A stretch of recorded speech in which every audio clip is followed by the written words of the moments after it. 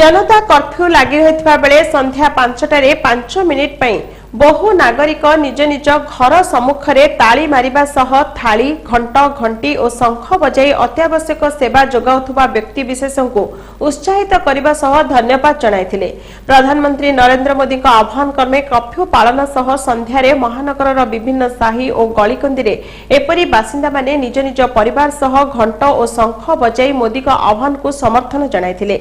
एथिसह अत्यावश्यक और जरूरीकालीन सेवा जोगाउथुबा व्यक्ति विशेष डाक्टर नर्स सफाई कर्मचारी पुलिस और मीडिया को जनसाधारण उत्साहित करने सह धन्यवाद जणाइथिले।